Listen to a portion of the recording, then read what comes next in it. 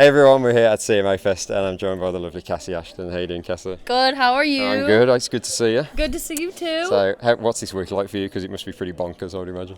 It is pretty busy, yes, but I love this week because I feel like CMA Fest is so fan-oriented and fan-focused, and I really think it's for them and not us, and I'm happy to just make them happy. Yeah. You've got a little show coming up in a little while at HGTV Lodge, haven't you, with some amazing songwriters. Yes. So tell us how much you enjoy doing that kind of thing, because you came and did it in the UK for us, didn't you? Yes, I'm doing a songwriters round with Steve Mokler, Luke Laird, my producer, and Barry Dean. They are amazing, legendary songwriters.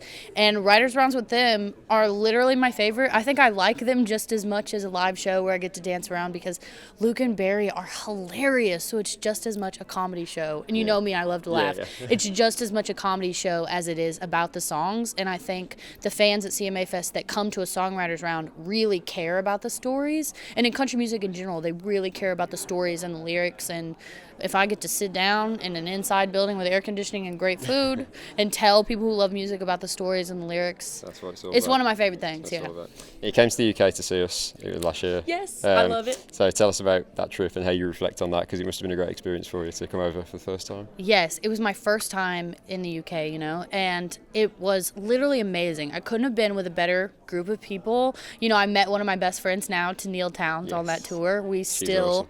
keep in contact as close as we can with our busy schedules, and I love the UK. Like I'm not just saying that to butter your butt.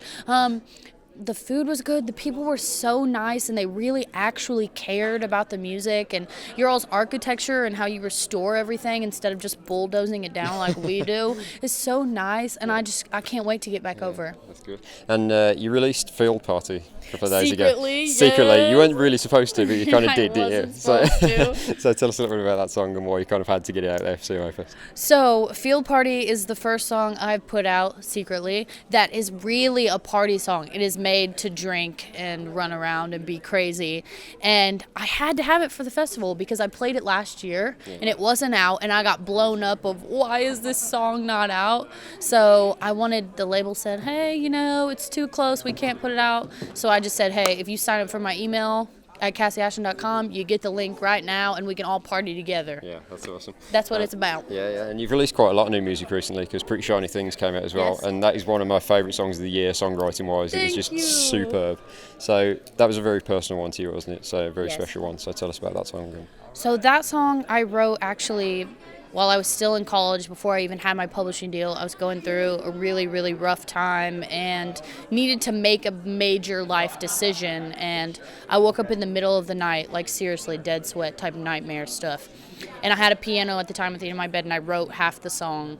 And then I sent it to my best friend Emily Landis, who was also going to Belmont for songwriting, and she finished it with the resolution. The happy ending. I didn't have the happy ending, and so I've had it for about 2 years and kind of kept it for myself. Because it was helping me and teaching me so much. And now I think 2019 was the year to give it away so that it could help other people. And just the response I've gotten back, that it has helped people and it has spoken to them where they needed it and when they needed it, warms my heart. Special stuff. Yeah.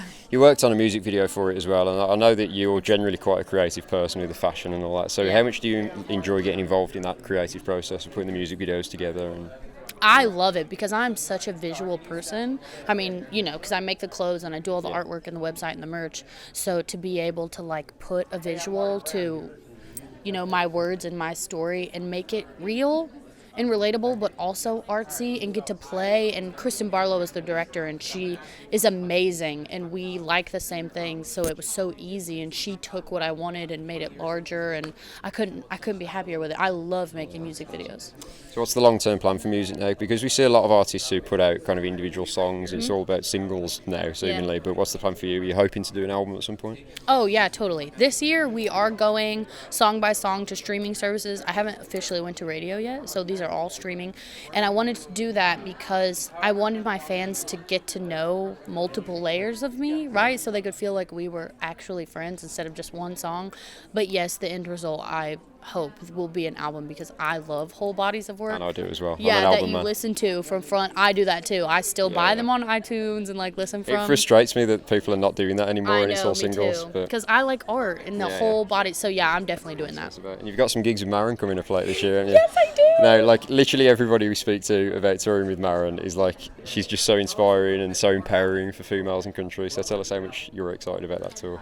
I am so excited because it's my first tour ever. And this, like, it's in where we're playing, the venues and the dates and the cities is just mind blowing for a first tour. And I think it's so special to me that Maren asked me, because I think when you're a new artist and you go on tour, you might feel like you need to cater to the headliner's audience, or like what kind of show are they doing. And I feel like with Maren, I can do whatever show I want. I can do my show how I like, and she's going to be so supportive and so open like she has been this far, and she's really just paving the way for females that don't care about boxes or stereotypes. Like, I don't care what you think I should be.